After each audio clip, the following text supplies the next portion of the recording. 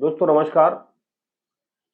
पहले वीडियो में हमारे द्वारा भारतीय न्याय संहिता 2023 के संबंध में धारा 1 जो संक्षिप्त नाम और कब से प्रारंभ हुई और लागू होना उसके संबंध में आपको जानकारी दी गई थी। दोस्तों आज हम बीएनएस 2023 की धारा 2 के संबंध में आपको जानकारी दे रहे हैं। बीएनएस की धारा 2 में परिभाषाएं दी गई हैं और इन परिभाषाओं के अंदर धारा 2 क्लॉज 1 में क्या कहा गया है कि कार्य किसको कहा जाता है। कार्य मीन्स कार्यों की एक श्रृंखला, उसी प्रकार द्योतक है जैसे कि कोई कार्य किया गया हो। दोस्तों act denotes as well a series of act as a single act. धारा 2 सब क्लॉज 2 में जीव जंतु को परिभाषित किया गया है।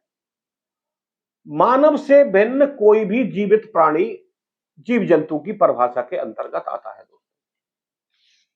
नेक्स्ट है दोस्तों बालक। कानून की दृष्टि में बालक किसको कहा जाता है? Child. What is means of child? Child means any person below the age of 18 years. यानी कि बालक का मतलब है कि 18 वर्ष से कम आयु का कोई भी व्यक्ति बालक की श्रेणी में आता है। दोस्तों सेक्शन 2 सब क्लॉज 4 में काउंटरफीट के बारे में बताया गया है। दोस्तों काउंटरफीट होता है कूटकरण, और कूटकरण का मतलब क्या है? अगर कोई व्यक्ति जो एक चीज को दूसरी चीज के सदस्य बनाता है, यानी कि कोई ओरिजिनल चीज है और उसकी नकल करके दूसरी चीज बना देता है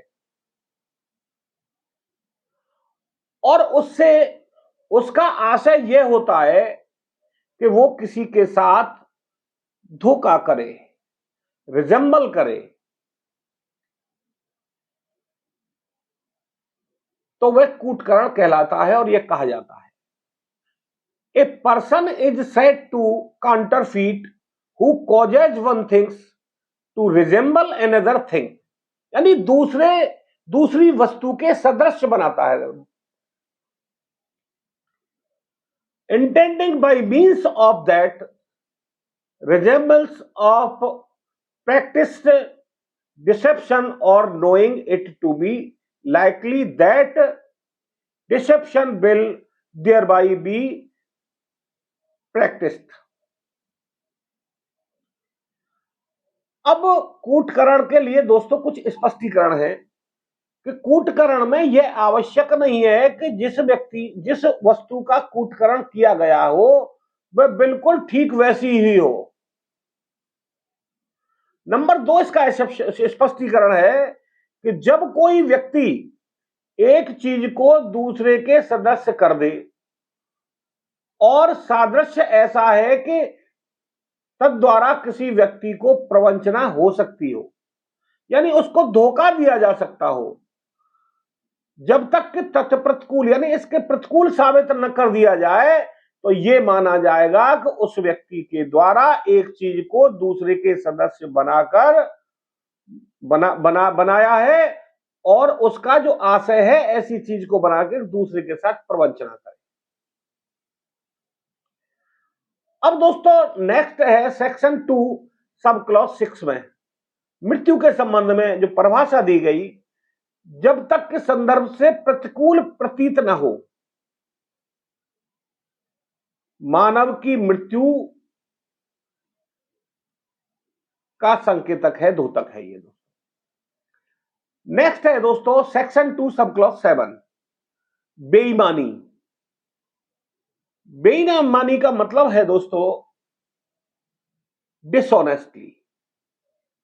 डिसऑनेस्टली इस आशय से, डिसऑनेस्टी का मतलब है कि इस आशय से किसी व्यक्ति द्वारा कोई कार्य करना,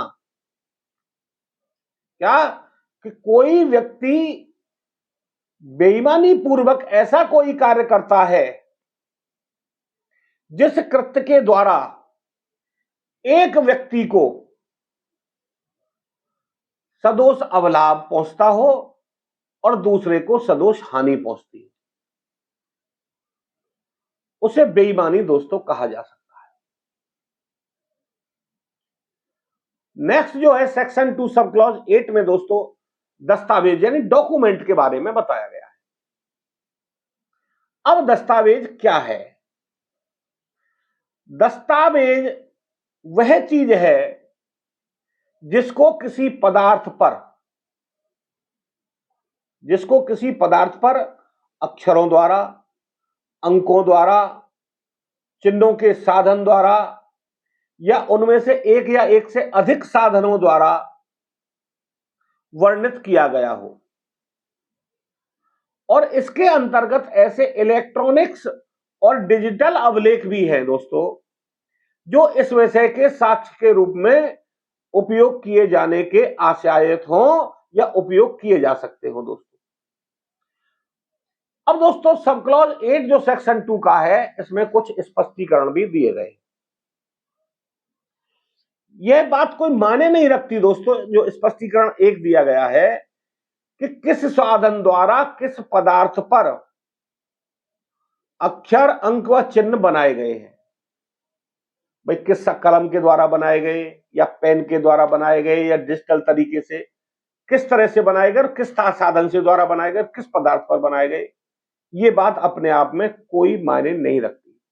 ये बात भी मायने नहीं रखती कि जो दस्तावेज बनाया है वह साक्ष्य के रूप में किसी न्यायालय द्वारा ग्राह्य किया जाएगा या नहीं किया जाएगा, या उस दस्तावेज को न्यायालय में प्रस्तुत किया जाना आशायत है या नहीं है दोस्तों। अब दोस्तों जो चेक जारी होता है बैंकर के द्वारा, वह एक दस्तावेज की श्रेणी में आता है दोस्तों। किसी संविदा को अभिव्यक्त करने वाला कोई लेख है जो इस संविदा को साक्ष्य के रूप में प्रयोग किया जा सके, वह एक दस्तावेज की श्रेणी में आता है। पावर ऑफ अटॉर्नी, यह भी दोस्तों एक दस्तावेज है। मानचित्र, रेखांक, जिसे साक्ष्य के रूप में लाया जा सकता हो या लाया जा सके, लाए जाने के लिए आशायत हो, वो भी एक दस्तावेज है। जिस लेख में निर्देश या अनुदेश अंतर्विष्ट हो, वह भी दोस्तों एक दस्तावेज है। तो दोस्तों यहां दस्तावेज के बारे में इस धारा के अंतर्गत बताया गया है। स्पष्टीकरण 2 में स्पष्ट कहा गया है कि अक्षरों, अंकों, चिन्हों, कुछ भी वाणिज्यिक या अन्य प्रथा के अनुसार व्याख्या करने पर अभिव्यक्त जो होता है, वह इस धारा के अर्थ के अंतर्गत दस्तावेज की श्रेणी में आता है और ऐसे अक्षरों, अंकों व चिन्हों से अभिव्यक्त हुआ समझा जाएगा, चाहे वो वास्तव में अभिव्यक्त ना भी किया गया हो दोस्तों। अब दोस्तों यहां एक दृष्टांत आता है। मान लो का एक विनिमय पत्र की पीठ पर, यानी एक्सचेंज जो पत्र है उसकी पीठ पर, जो उसके आदेशानुसार यानी जारी करने वाले के आदेशानुसार दे है, अपना नाम लिख देता है उसकी पीठ पर, पीछे बैक साइड में। वाणिज्यिक प्रथा के अनुसार व्याख्या करने पर इस प्रस्थांकन का अर्थ यह है कि धारक को विनिमय पत्र का भुगतान कर दिया जाए। यानी कि अगर कोई विनिमय पत्र जारी किया किसी ने और उसकी पीठ पर अपने हस्ताक्षर कर दिए, तो इसका मतलब है कि विनिमय पत्र जिसको दिया गया है, विनिमय पत्र जारी करता अपने दस्ताक्षर कर देता है, तो यह माना जाता है कि उसके जारीकर्ता के द्वारा ये कहा गया है कि जिसको विनिमय पत्र दिया गया है उसको जो है भुगतान कर दिया जाए। जो प्रस्थांकन जो दोस्तों होता है, एक ये दस्तावेज है और इसका अर्थ उसी प्रकार से लगाया जाएगा मानो कि वे हस्ताक्षर के ऊपर धारक को भुगतान करो शब्द का प्रयोग किया गया हो या लिखा हो। दोस्तों सब क्लॉज 9 जो सेक्शन 2 की है, कपट पूर्वक, फ्रॉडलेंटली, क्या मतलब होता है इसका दोस्तों? ऐसा कोई कार्य या लोप, ऐसा कोई कार्य या लोप अभिप्रेत है जो कपट करने के आशय से किया गया है। अगर कोई कार्य कपट करने के आशय से नहीं किया गया तो वो कपट की डेफिनेशन में नहीं आता दोस्तों।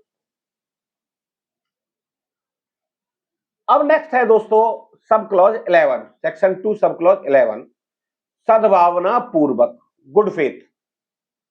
गुड फेथ का मतलब इसमें क्या है दोस्तों? कोई बात सद्भावना पूर्वक की गई या विश्वास से की गई कही जाती है जो सम्यक सतर्कता और ध्यान के बिना की गई या विश्वास की गई हो। ऐसी कोई बात जो सद्भावना पूर्वक की गई है या इस विश्वास से नहीं की गई है कि वो गलत है या किसी दुर्भावना उसमें नहीं है, और जो सम्यक सतर्कता बरतने के बावजूद भी और ध्यान के बिना की गई या विश्वास की गई हो, तभी वो सद्भावना पूर्वक की जाएगी दोस्तों। अब दोस्तों कभी कभी आता है कि भाई अभियुक्त को संशय दिया फलाने ने, संशय का मतलब क्या है?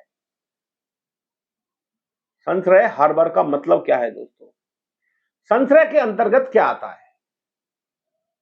किसी व्यक्ति को आश्रय देना, भोजन देना, पेय देना, धन देना, वस्त्र देना, हथियार देना, गोला बारूद देना, वाहन के साधन देना, और किन्हीं साधनों से चाहे वे उसी प्रकार के हों या नहीं जिस प्रकार के इस खंड में परिणत हैं, किसी व्यक्ति को सहायता पकड़े जाने से बचाने के लिए करता। अगर कोई अपराधी की सहायता करता है उसको पकड़े जाने से बचाने के लिए, तभी वह संशय की परिभाषा में आता है। और अगर कोई संशय देता है किसी अभियुक्त को तो निश्चित रूप से वह भी दंड का भागीदार है, वह एक अपराधी की श्रेणी में आता है संशय देना दोस्तों। अब होता है दोस्तों क्षति, इंजरी, यानी नुकसान, इंजरी, चोट जो आती है उसके संबंध में है। ऐसी कोई अपहानि यानी नुकसान जो किसी व्यक्ति के शरीर, मन और ख्याति या संपत्ति, क्या? ऐसी अपहानि यानी ऐसी क्षति जो किसी व्यक्ति के शरीर, मन, ख्याति और संपत्ति को अवैध रूप से कारित हुई हो। अगर कोई नुकसान किसी ने द्वारा किया गया है या ऐसा नुकसान किया गया है कि जो व्यक्ति के शरीर में कोई चोट पहुंचाई हो, या उनको मन कोई अपमानजनक ऐसे शब्द कह दिए गए हों जो उसके मन को ठेस पहुंची हो, या उसकी ख्याति को नुकसान हुआ हो, गुडविल उसकी जो है कम हुई हो, बदनाम किया हो, तो उसको क्या कहते हैं दोस्तों? हम क्षति कहते हैं। अवैध रूप से कारित की गई होनी चाहिए दोस्तों। ये नहीं है गुड फेथ में अगर तुम जा रहे हो अचानक पैर स्लिप हो गया, किसी को चोट लग गई या जिसमें आपकी नेग्लिजेंसी नहीं है, तब कोई नुकसान हो गया तो वो क्षति में नहीं आता दोस्तों। अवैध रूप से कारित हुई क्षति को ही क्षति की डेफिनेशन में आता है। अब अवैध है क्या दोस्तों? नेक्स्ट जो परिभाषा है सेक्शन 2 सब क्लॉज 15, इलीगल। हम कहते हैं भाई फलाना काम तो अवैध है, ये अवैध है। अरे अवैध है क्या? तो सेक्शन 2 सब क्लॉज 15 में यह बताया गया है, अवैध और करने के लिए वैध रूप से आबद्ध, यानी गैर कानूनी या किसी कार्य को कानूनी रूप से करने के लिए कोई बाध्य हो। तो अवैध शब्द उस बात पर लागू होते हैं जो अपराध हो, जो विधि द्वारा निषिद्ध हो। ऐसा कोई कार्य जो अपराध है या विधि द्वारा निषिद्ध है, कानून ये कहता है कि आप इस कार्य को नहीं करेंगे, या जो सिविल कार्रवाई के लिए कोई आधार उत्पन्न करता हो, तब भी वो अवैध होगा। और कोई व्यक्ति इस बात को करने के लिए वैध रूप से आबद्ध है। अगर कोई व्यक्ति किसी कार्य को करने के लिए वैध रूप से आबद्ध है और वो उसका लोप करता है उस कार्य को, तब भी वो कार्य अवैध है। उदाहरण के लिए अगर कोई व्यक्ति देखता है कि कुछ लोग सरकारी संपत्ति को नुकसान पहुंचा रहे हो, या कोई व्यक्ति संदिग्ध परिस्थितियों में उसको दिखाई देता हो, तो उसकी ये ड्यूटी है कि वो इस संबंध में तुरंत ही पुलिस अधिकारियों को सूचना दे, लेकिन वो नहीं देता, या अधिकारियों को सूचना दे, और वो विधि द्वारा आबद्ध है उस कार्य को करने के लिए, फिर भी उसका पालन नहीं करता, तो वो भी अवैध कार्य की श्रेणी में आएगा। अब दोस्तों, मोस्टली कभी कभी एक क्वेश्चन पूछा जाता है कि न्यायाधीश को किस धारा में परिभाषित किया गया है। तो सेक्शन 2 सब क्लॉज 16 में न्यायाधीश को परिभाषित किया गया है दोस्तों, और न्यायाधीश की जो परिभाषा है वो सेक्शन 2 में दी गई है।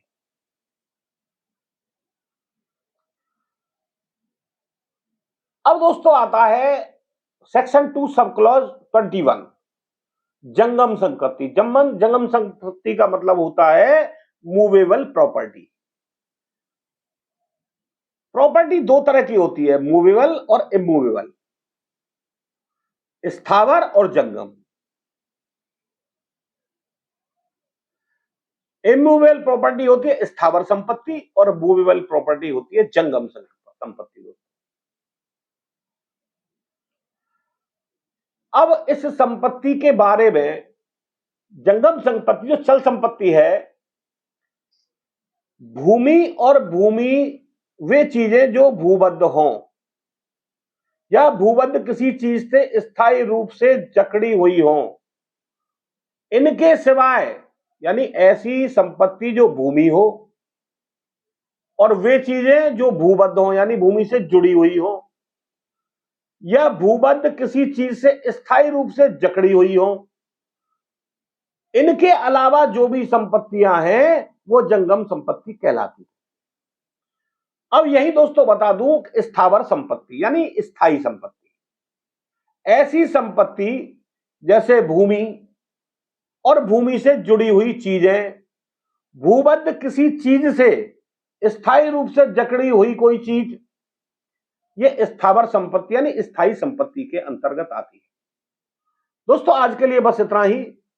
अगले वीडियो में हम आगे जो है बीएनएस 2023 के संबंध में आपको जानकारी देंगे। दोस्तों उम्मीद करता हूं दोस्तों ये वीडियो आपको पसंद आया होगा। आज के लिए बस इतना ही।